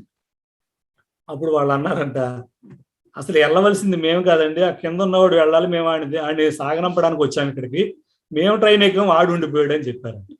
और जब उन 2 व्यक्तियों ने उनसे कहने लगा कि यहाँ पर तो हम उसे, जो व्यक्ति छूट गया है उसे ट्रेन चढ़ाने के लिए हम आ गए, लेकिन हम ट्रेन चढ़ गए और जो व्यक्ति को यात्रा करना था वो वहीं रहेगा कहकर कहने लगे। Then these 2 friends told to that passenger, the thing is, the person who is left behind, he has to travel. We came to him to just help him to board the train. కానీ మన జీవితంలో అనేక సందర్భాల్లో ప్రార్థించవలసినటువంటి వారిని వచ్చినప్పుడు మనము ప్రార్థించలేనటువంటి వారంగా ఉంటాం. और हमारे जीवन में भी यही होता है, जब जो समय आता है कि जिस समय में हमें प्रार्थना करना चाहिए, तो उस समय में ही हम छूट जाते हैं पीछे। And such time comes in our lives when there is much need of prayer. During that time only we neglect to pray. కనుక మనం ఏ రీతిగా ప్రార్థించాలి, ఎందుకు ప్రార్థించాలి, ఎప్పుడు ప్రార్థించాలి, ఎవరి నిమిత్తం ప్రార్థించాలి, ఈ విషయాలు మనం ఎరగవలసినటువంటి వారం ఉన్నాం. और ये बातें हमें जानना बहुत ही जरूरी है। हमें कब प्रार्थना करना चाहिए, किन आवश्यकताओं के लिए प्रार्थना करना चाहिए, किन परिस्थितियों के लिए प्रार्थना करना चाहिए, इन बातों को जानना हमारे लिए बहुत ही जरूरी है। And it is very important in our lives to know what to pray, how to pray, for what things to pray, and for whom to pray. కనుక చూడండి, 1 యోహాను అదే అధ్యాయం 3వ అధ్యాయము 21, 22 వచనాలు మనం గమనిస్తే, देखिए इसी पहले यूहन्ना की पत्री 3 अध्याय के 20 और 21 वचन को अगर हम ध्यान से देखते हैं तो 21, 22. हाँ माफ कीजिएगा, 21 और 22 वचन। If we read 1 John chapter 3 verses 21 and 22, రండి కలిసి చదువుదాం. आइए इन 2 वचनों को मिलकर पढ़ेंगे। shall we read together please? ప్రియులారా, हे प्रियो, यदि మన హృదయము మన యందు దోషారోపణ చేయని యెడల परमेश्वर के దేవుని सामने ఎదుట याव ధైర్యం గలవారము होते हैं, और మరియు जो कुछ మనం हम ఆయన मांगते हैं तो ఆజ్ఞలను वहाँ हमें గైకొనుచు उसे ఆయన मिलती है, దృష్టికి क्योंकि ఇష్టమైనవి हम उसकी చేయుచున్నాము గనుక आज्ञाओं को मानते మనం हुए ఏమి और అడిగినను అవి ఆయన వలన మనకు దొరుకును. కనుక ఇక్కడ రాయబడినట్లుగా మన హృదయము మన యందు దోషారోపణ చేయకపోతే మనము ఆయన ఆజ్ఞలను గైకుంటున్నాము కాబట్టి, ఆయన దృష్టికి ఇష్టమైనవి చేస్తున్నాం కాబట్టి మనం అడిగినవన్నీ మనం పొందుతాం. ఇదే మన ప్రార్థనా జీవితం అయి ఉండాలని ప్రభు కోరుతున్నాడు. और यहाँ पर जिस तरह से यहाँ वचन में कहा गया है कि यदि हमारा मन दोष ना देता हो तो हम परमेश्वर के सामने हियाव बांध कर रह सकते हैं, और जो कुछ हम मांगते हैं तो वह हमें मिलता है कहकर यहाँ पर वचन कह रहा है। और परमेश्वर की इच्छा भी यही है और वो चाहते भी यही है, हमें इस तरह से रहकर प्रार्थना करना चाहिए कहकर। In these 2 verses it says, if our heart condemn us not, and if we keep the commandments and do those things which are pleasing in his sight, then our Lord will hear, and such a life our Lord wants us to lead. కనుక మనం ఇతరుల్ని బలపరచవలసినటువంటి వారు, ప్రార్థనలో వారిని పురుగొల్పవలసినటువంటి వారు, ప్రార్థనలో ముందుకు తీసుకెళ్లవలసినటువంటి వారు. మన ప్రార్థన ఏ రీతిగా ఉంది దానికి ముందుగా, और हमें इस तरह से रहना चाहिए, हमें दूसरों को प्रार्थना में आगे ले जाना चाहिए, दूसरों को हमें प्रोत्साहन देकर प्रार्थना में उन्हें बल ले आना चाहिए। इससे पहले अगर हम देखेंगे तो हमारी प्रार्थना की जीवन किस तरह से है। Our work is, and our responsibility is to strengthen others in prayer and to encourage them in prayer. But before that, how is my and our prayer life? చూడండి, రోమీయులకు రాసిన పత్రిక 15వ అధ్యాయం 1వ వచనం. हाँ, ये रोमियो की पत्री 15 अध्याय के पहले वचन की ओर चलते हैं। We shall read Romans chapter 15 and verse 1. రండి కలిసి చదువుదాం. आइए सब लोग मिलकर पढ़ेंगे. All together, please. కాగా బలవంతులైన మనము మనల్ని మనమే సంతోషపరచుకొనక బలహీనుల దౌర్బల్యములను భరించుటకు బద్ధులమై ఉన్నాం. కనుక మనము మన స్థితిలోనే మన పరిస్థితుల్లోనే మనం ప్రార్థిస్తే ఇతరుల నిమిత్తం ఎవరు ప్రార్థిస్తారు? మనం ఆ భారము ఇతరుల భారం కలిగి ఉండాలని ఇతరుల యొక్క బలహీనతలను దౌర్బల్యములను వాటిలో బయటకు రావడానికి మనము భారముగా ప్రార్థన చేయాలని ప్రభు సెలవిస్తున్నాడు. यहाँ पर परमेश्वर हमें आज्ञा दे रहे हैं कि हम सिर्फ हमारे लिए और हमारी इच्छा कार्यों के लिए अगर हम प्रार्थना करेंगे तो दूसरों के बारे में कौन प्रार्थना करेगा, दूसरों की निर्बलताओं को कौन देखेगा और दूसरों को उनकी निर्बलताओं से कौन उन्हें बाहर ले आएगा. और परमेश्वर यही हमसे मांग रहे हैं और उनकी इच्छा यही है कि इन लोगों को निर्बल लोगों के लिए प्रार्थना करना कहकर. If we pray only for ourselves and our needs and our requirements and our infirmities, then who will pray for others, their infirmities, their weaknesses, their shortcomings? Our Lord wants us that with burden we should pray for others' infirmities and their weaknesses and to bring them out of that situation. దేవుడు మనకి సమయం ఇస్తున్నాడు ప్రార్థించడానికి. దేవుడు మనకు సమయం ఇస్తున్నాడు ఈ యొక్క విన్నపాలన్నింటినీ ఆయన పాసని తీసుకొని రావడానికి. మనం దీన్ని ఏ రీతిగా సద్వినియోగపరచుకుంటున్నాం? परमेश्वर हमें समय दे रहे हैं और परमेश्वर हमें उनकी समय को दे रहे हैं और हमें उनकी जो परिस्थितियों को दे रहे हैं. तो किस तरह से इस समय की सही उपयोग करते हुए हम इन सारी चीजों के लिए प्रार्थना कर पा रहे हैं. Lord is giving us time to put forth our supplication and put forth all our needs and requirements. How are we using this time? కనుక మన యొక్క ప్రార్థనా సమయాన్ని మనం ఏ రీతిగా వ్యర్థపరుచుకున్నాం అనేక సందర్భాల్లో గుర్తు చేసుకోవాలి. और हमें इस समय में हमें ये बात को स्मरण में ले आना है कि हमारी प्रार्थना की समय को किस तरह से हम व्यर्थ कर रहे हैं. And many times we should also bring to our remembrance that how many times we are wasting the time what Lord has given to us to pray. ఒక ఆమె మరణ పడక మీద ఉందంట. ఆమె మరణ పడక మీద ఉండి ప్రభువా నాకు ఇప్పుడే నిండు 100 ఏళ్ళు నిండిపోయినాయా, నన్ను అప్పుడే తీసుకెళ్లిపోతున్నావా అని అడిగిందంట. और एक स्त्री के बारे में हम देख सकते हैं कि वो मृत्यु की बिस्तर में थी और मृत्यु के बिस्तर में होकर वो इस तरह से परमेश्वर से प्रार्थना कर रही है या विनती कर रही है, हे परमेश्वर क्या मेरी जीवन की 100 साल अभी पूरे हो चुके हैं क्या मेरे जीवन की 100 बरस मैं बीत चुकी हूँ, क्यों मुझे अभी ले जा रहे हो कहकर.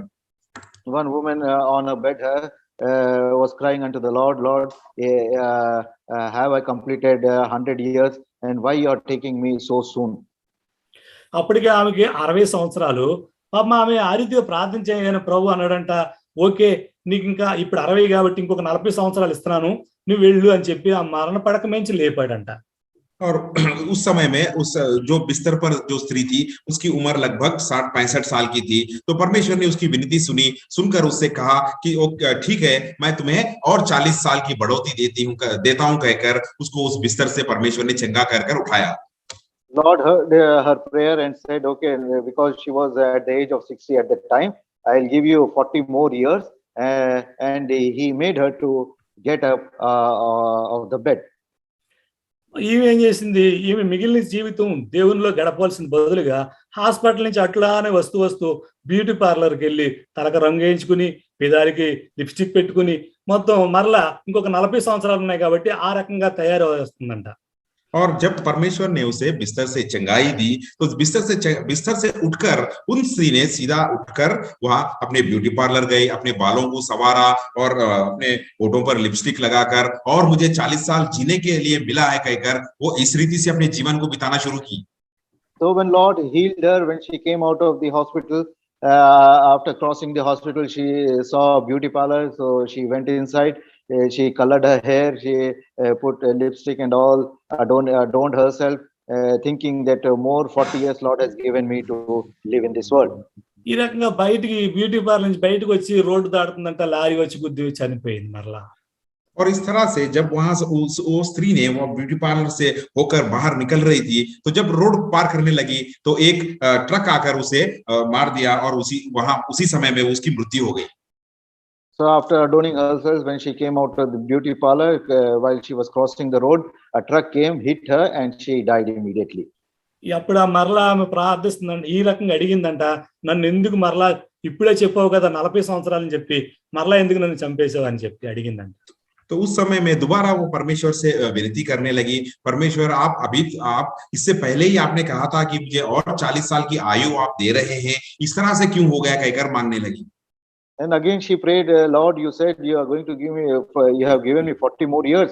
Then why immediately you again brought this death in my life? అప్పుడు దేవుడు అన్నాడంట, నువ్వెవరు అని అడిగాడంట. और उस समय में उस परमेश्वर ने उससे इस तरह से सवाल किया कि आप कौन हो. Then Lord asked her, who are you? ఆమె అన్నదంట, నువ్వు నాకు ఆ మరణ పడక మీద ఉన్నప్పుడు 40 సంవత్సరాలు ఇచ్చావు కదా, ఆమెనే నేను అన్నదంట. और उस समय में उस स्त्री ने कहा कि मैं जो मृत्यु की बिस्तर में थी, तो उस मृत्यु की बिस्तर में से आपने मेरी आयु को और 40 साल बढ़ाया, मैं वही स्त्री हूं, कहकर कहने लगी.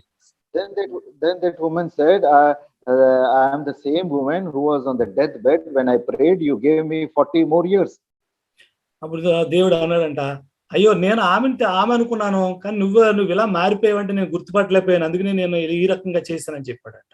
और जब परमेश्वर ने उससे कहा कि अच्छा तुम वही स्त्री हो, लेकिन मैं यहाँ पर आपको देखकर आपको पहचान नहीं पाया, इसीलिए मेरे को इस तरह से करना पड़ा, कहकर कहे. And then Lord told her that okay, you are the same woman, because the way you have adorned yourself, I could not recognize you. That's why I have to bring this situation in your life. కనుక దేవుడు సమయం ఇస్తున్నాడు. మనం గడపాల్సినటువంటి సమయాలు దేవునికి అనుకూలంగా సమయం గడపలేని కారణం చేత మీరెవరో నాకు తెలియదు అన్నట్టుగా దేవుడు ఉంటున్నాడు. और इसी तरह परमेश्वर हमें समय दे रहे हैं, और उस समय में हम सही तरह से नहीं बीत पा रहे हैं, नहीं उसे निभा पा रहे हैं, समय का सही इस्तेमाल नहीं कर पा रहे हैं. इसीलिए आज परमेश्वर भी हमारे प्रति भी यही सवाल कर रहे हैं कि आप लोग कौन हो. In our lives also, Lord is giving us opportunity time after time to lead a life which is pleasing unto Him. But we are unable to do. A time will come, Lord will say, I don't know, who are you? కనుక దేవుడు మనకు సమయం ఇచ్చినప్పుడు దాన్ని సద్వినియోగపరుచుకుంటూ దేవునిలో మనం గడుపుతూ దేవునికి ప్రార్థిస్తూ అనేకుల నిమిత్తం, అనేక విషయాల నిమిత్తం, అనేక సంగతుల నిమిత్తం ఆయన పాదసన్నిధికి విన్నపాలు తీసుకురావాల్సినటువంటి వారం గనుక యాకోబు వలె పట్టుదలతో మనము ఆయన ఎదుట పోరాడి జయం పొందడానికి దేవుని పరిశుద్ధ వాక్యము మనం సిద్ధపరచును గాక. और परमेश्वर हमें समय दे रहे हैं, तो इस समय को सही इस्तेमाल करते हुए कई लोगों के लिए, कई लोगों की आत्माओं के उद्धार के लिए, कई लोगों को प्रोत्साहन और उनकी निर्बलताओं में से ले आने के लिए परमेश्वर हमें सहायता करे. इस तरह से हम भी सही समय का सही इस्तेमाल करेंगे. यही परमेश्वर की पवित्र वचन के द्वारा हमें अगुवाई मिल सके और परमेश्वर की सहायता हम पा सके. So Lord, when He is giving us time, we may take advantage of it, and we may spend time in prayer, so that it may be beneficial to us. And like Jacob, we may fight, we may war, and we may prevail, and we may weep and put forth our supplication, so that Lord may hearken and answer our prayers. ప్రార్థన చేసుకుని ఇక వర్తమానం ముగించుకుందాం. आइए प्रार्थना कर इस सेवकाई को हम समाप्त करेंगे. Shall we pray and end this message? ప్రేమగల మా ప్రియమైన తండ్రి, మమ్మల్ని మిక్కిలిగా ప్రేమించిన మా ప్రియమైన ప్రభువా, నీ ఘనమైన, శ్రేష్టమైన, ఉన్నతమైన, పరిశుద్ధమైన నామం బట్టి నీకు వందనములు, స్తోత్రములు. ఆయన మేము ఏ రీతిగా ఉండాలో, ఏ రీతిగా ప్రార్థించాలో, నీ ఎదుట నీవు ఇచ్చిన సమయాన్ని మేము ఏ రీతిగా సద్వినియోగపరచుకోవాలో, మా ప్రియమైన ఏ విషయాల్లో ప్రార్థించాలో అనేక విషయాలు మీరు మాకు బోధిస్తూ వచ్చినారు. ఎక్కడెక్కడ తప్పిపోయినామో, ఎక్కడెక్కడ మా ప్రియమైన మేము చేయవలసిన పని చేయలేకపోతున్నామో, వాటన్నిటినీ మా ప్రియమైన మరొకసారి సరి చేసుకోవడానికి మీకు సమయాన్ని, మీకు సహాయాన్ని కోరుకుంటున్నాం. కృప చూపించండి. ఇచ్చిన వాక్యాన్ని బట్టి నీకు వందనములు, స్తోత్రములు. నీరు కట్టి ఫలింప చేయండి. యాకోబులే మగసిరి కలిగినటువంటి వారమై పోరాడి, కన్నీరు విడిచి, గోజాడి, బతిమలాడి విజయం సాధించడానికి, మీ యొక్క ప్రత్యక్షతలోకి మేము రావడానికి, తద్వారా మీరు మాతో మాట్లాడడానికి నీ యొక్క సహాయాన్ని కోరుకుంటున్నాం. కృప చూపించండి. వందనములు, స్తోత్రములు. మా ప్రియమైన తండ్రి, మా హృదయము, మా యందు దోషారోపణ చేయనిదిగా ఉండడానికి నీ సహాయాన్ని కోరుకుంటున్నాం. అటువంటి జీవితం కలిగినటువంటి వారమై మా ప్రియమైన తండ్రి మీలో ముందుకు ఎదిగి అనేకులకు మాదిరికరంగా ఉండడానికి నీ సహాయాన్ని కోరుకుంటూ వస్తున్నాం. కృప చూపించండి. మా ప్రార్థనా సమయం ఆశీర్వాదకరంగా చేయమని వందనములు స్తోత్రములు చెల్లించుకుంటూ మమ్మల్ని మేము తగ్గించుకుంటూ నీ నామం బట్టి నేను హెచ్చిస్తూ యేసుక్రీస్తు వారి అతి పరిశుద్ధమైన నామంన స్తుతించి ప్రార్థించి బ్రతిమాలు వేడుకుంటున్నాం తండ్రి. ఆమేన్. Amen. Brothers and sisters, we'll enter into prayer. Before that, we'll announce few points for the prayer.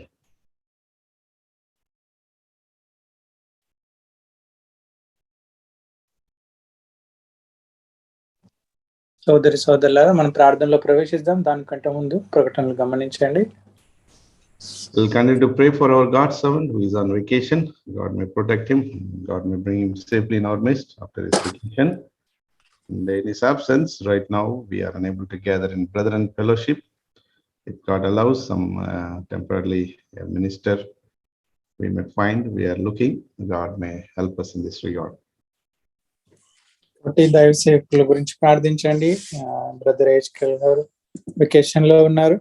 మరి సహోదరుని క్షేమం కొరకు, ఆరోగ్యం కొరకు ప్రార్థించండి. కుటుంబం గురించి ప్రార్థించండి. మరి సహోదరు లేని సమయంలో ప్రస్తుతం మరి బ్రదర్ అండ్ చర్చ్ సెంటర్ ముసఫాలో మనకు అనుమతులు ఇవ్వట్లేదు. మరి ప్రార్థించండి. అక్కడ ఎవరైనా మనకు ఈ విషయంలో సహకరించడానికి దైవ సేవకులు ఉంటే వారిని సందర్శించడానికి ప్రార్థించండి. All the requirement is any God servant, that's priest visa, should be present in the congregation. He may not be required to taking the message, but he should be in that congregation. That's the DCD requirement. అక్కడ ఉన్నటువంటి నియమం ఏంటంటే, ఎవరైతే church visa నుండి దైవ సేవకులు ఉన్నారో వారు ఆ సంఘంలో కూర్చొని ఉండాలి. వారు వాక్యం పంచుకోకుండా కనీసం ఆ సంఘంలో కూర్చున్న వారైతే అప్పుడు వారు అనుమతిస్తానని చెప్పారు. So last week we were there, but we were not allowed to gather, and we prayed outside, met brothers, and we sent them out. Of course, please pray next week. If God allows, we will gather there. గత వారం అక్కడికి వెళ్ళాము. అయితే వారు ఈ రీతిగా నియమం చెప్పి మమ్మల్ని లోపలికి రానివ్వకుండా మరి బయటనే అక్కడే మేము ప్రార్థన చేసి అక్కడ నుండే వెళ్ళిపోవాల్సి వచ్చింది. మరి వచ్చే వారాల్లో ఆ రీతిగా కాకుండా ప్రభు ఈ విషయంలో కూడా సహాయం చేయనట్లు, మరి ప్రభు చిత్తమైతే అక్కడ కూడుకోవడానికి కూడా సహాయం చేయనట్టు ప్రార్థించండి. We'll also continue to pray for our camp ministry and Bible study and Sunday worship in TEC. God may fulfill this ministry in God's own absence. Our brothers may be strengthened, our congregation may be encouraged, and many souls may be added in the kingdom. ఇటువార కూడికల గురించి కూడా ప్రార్థించండి. మరి బుధవారం camp ministry గురించి, గురువారం Bible study గురించి, అంతేకాకుండా ఆదివారం ఆరాధన గురించి ప్రార్థించండి. కూడికల ద్వారా, పరిచర్య ద్వారా దేవుని నామం మహింపరచబడినట్లు, సంఘం క్షేమాభివృద్ధి నొందినట్లు, అనేక నూతన ఆత్మలు సంఘంలో చేర్చబడడానికి కూడా ప్రార్థించండి. On Sunday especially, many of the private companies has not been declaring anything about the common holidays. Let's continue to pray burdeningly so that God can speak to the company management so that they can also announce on Sunday a common holidays so that many can take part. చూడండి, మరి ఆదివారం దినము నూతనంగా సెలవు ప్రకటించిన రీతిగా అనేక private companies ఇంకా వీటిని కామన్ సెలవుగా అందరూ మరి పరిగణించట్లేదు. కాబట్టి అనేకులు మందిరానికి ఆదివారం దినం రాలేకపోతా ఉన్నారు. కాబట్టి ఈ విషయంలో ప్రార్థించండి. దేవుడు అందరికీ ఈ దినము మరి ఆదివారం దినము సెలవు ప్రకటించినట్టు అందరూ కూడా దేవుని మందిరంలో చేరి ప్రభుని ఆరాధించినట్లు ప్రార్థించండి. Let's continue to pray for our church promise to be fulfilled, and also our church gathering may continue. Today also we were not able to gather because of God's absence. TEC is open. If God's servant is there, we can gather on Tuesday also. As the Lord leads, we will try to gather physically. If it is required to conduct online, and then we will continue online. We'll prayerfully take that decision. కాబట్టి ఈ యొక్క మరి పరిస్థితుల గురించి ప్రార్థించండి. మంగళవారం దినం కూడా మరి మనకు అక్కడ అనుమతిస్తా ఉన్నారు టీఈసీలో. అయితే దైవ సేవకులు ఉండాలని కోరుతా ఉన్నారు. అందుకొరకే ఈ దినము మరి అక్కడ కూడుకోలేకపోయాము. ప్రార్థించండి. ప్రభు చిత్తం అయితే మరి ఆన్లైన్లో అయితే ఆన్లైన్లో, లేదంటే భౌతికంగా అయితే భౌతికంగా మరి ప్రభు చిత్తానుసారంగా నిర్ణయం తీసుకొని కూడుకోవడానికి ప్రార్థించండి. The situation, all of you know that the COVID, God may protect everyone, and the cases may come down and become normal, so that our life will be normal, and even all these gatherings may be normal gatherings. మీకు అందరికి తెలుసు, ప్రస్తుతం ఉన్నటువంటి పరిస్థితులు మరి Covid cases increase అవుతా ఉన్నాయి. ఈ పరిస్థితులన్నీ తిరిగి యథాతథ స్థితికి మరి మునుపటి వలె నార్మల్ పరిస్థితులకు రావడానికి, తద్వారా అనేకులు మరి ప్రభు మందిరానికి రావడానికి, పరిచర్యలో పాల్గొనడానికి కూడా ప్రార్థించండి. Karan mother and sister-in-law tonight they are traveling. Tomorrow Karan and sister and baby will be traveling, and sister Ramya and Nikita also wants to travel, and their passport is coming from Dubai office. Our brother Prem passport is still to be released after visa stamping, so please pray that all these things may be done and this family may travel also. కాబట్టి ప్రయాణాల కొరకు సిద్ధపడుతున్న వారి గురించి ప్రార్థించండి. సోదరుడు కరణ్ తన తల్లి గారు, తన సిస్టర్ ఇలా వారు బయలుదేరి ఈరోజు వెళ్ళినట్టున్నారు వారి ప్రయాణం కొరకు. అంతేకాకుండా రేపటి దినాన సహోదరుడు మరి సహోదరి కూడా వెళ్ళాలనుకుంటున్నారు. పాపతో పాటు మరి వారి యొక్క ప్రయాణం గురించి కూడా ప్రార్థించండి. అదే రీతిగా సిస్టర్ రమ్య నిఖిత కూడా వెళ్ళాలనుకుంటున్నారు. వారి గురించి కూడా మరి ప్రయాణాల గురించి ప్రార్థించండి. సోదరుడు ప్రేమ్ ఆయన యొక్క పాస్పోర్ట్ ఇంకా రిలీజ్ అవ్వాలి, విజా స్టాంపింగ్ అయిపోయి, కాబట్టి ఆ పాస్పోర్ట్ రావడానికి సోదరుడు కూడా విషయంలో ప్రయాణంలో సహాయం చేయనట్లు ప్రార్థించండి. I think our brother Raj Kumar father also traveling on Thursday, please remember, and our brother Rajesh also coming back from India. On 18th he is leaving his home, 19th he will be here, so God may grant the merciful journey for these brothers and sisters. అంతేకాకుండా మరి సోదరుడు రాజేష్ కూడా మరి 18వ తారీఖు ప్రయాణమై 19వ తారీఖు రాని అంటున్నాడు. సోదరుని గురించి కూడా ప్రార్థనలో జ్ఞాపకం చేసుకోండి. గురువారం దినం సోదరుడు రాజ్ కుమార్ తండ్రి గారు కూడా ప్రయాణమై వెళ్ళని అంటున్నారు. వారి గురించి కూడా ప్రార్థనలో జ్ఞాపకం చేసుకోండి. Asanya is back. His father is positive. Please pray for his father recovery, and please continue to remember Sister Durga for her prayer request for her husband's salvation and job change, and also brother Paris family to come here, and child admission also in school admission. సోదరుడు అసన్య గురించి ప్రార్థించండి. అతడు వాంఛ నుండి వచ్చినాడు. అయితే వాళ్ళ తండ్రి గారు మరి ఇండియాలో కోవిడ్ పాజిటివ్ తో ఉంటున్నారు. మరి సోదరుని గురించి ప్రార్థించండి. సోదరుని ఆరోగ్యం గురించి ప్రార్థించండి. మరి అంతేకాకుండా సిస్టర్ దుర్గా నూతనంగా వస్తున్న సోదరి తన యొక్క భర్త గురించి ప్రసాద్ రక్షణ కొరకు మరి వారి యొక్క అక్కర్ల కొరకు ఉద్యోగ అక్కర కొరకు ప్రార్థించమని కోరారు. అంతేకాకుండా సోదరుడు ఫారిస్ తన యొక్క కుటుంబాన్ని ఇక్కడికి యూఏకి తీసుకురావాలని కోరుతా ఉన్నారు. మరి దాని కొరకు తన కుమారుని పిల్లల అడ్మిషన్ కొరకు కూడా ప్రార్థనలో జ్ఞాపకం చేసుకోండి. We'll also come to pray for our brothers and sisters, those who are on vacation. God may protect them and bring them back safely in our midst after their vacation. And also we'll come to pray for those who are waiting for the job, looking for the change of job and visa and other things. And we'll also pray for our camp brothers, especially in this situation. God may protect them. కాబట్టి ఉద్యోగుల కొరకు వేచిన వారి గురించి ప్రార్థించండి. ఎవరైతే ఉద్యోగుల కొరకు మరి వేచున్నారో, ఉద్యోగుల మార్పులు కోరుతా ఉన్నారో వారి గురించి కూడా ప్రార్థించండి. అంతేకాకుండా వెకేషన్ లో ఉన్నటువంటి వారి గురించి కూడా ప్రార్థించండి. క్షేమకరంగా ఉండి తిరిగి మన మధ్యలో క్షేమకరంగా రావడానికి మరి పరిస్థితుల్లో ముఖ్యంగా క్యాంప్ లో ఉన్నటువంటి సహోదరుల గురించి కూడా జ్ఞాపకం చేసుకోండి. ప్రభు యొక్క పరిస్థితులన్నింటిలో వారిని కాపాడటానికి ప్రార్థించండి. As we pray for our children studying away from us, God may protect them. When Shilesh has to travel, God may enable him to go back to USA for studies. And many places in India, especially in Tamil Nadu, special meetings are going on because of these holidays. But at the same time, the restrictions also there. That ministry may not be disturbed, as many of the places, some of the restrictions are very severe, because no gatherings, no meetings, nothing. So, but our dear ones are conducting. These ministries may be continued, and many may be enriched through this ministry.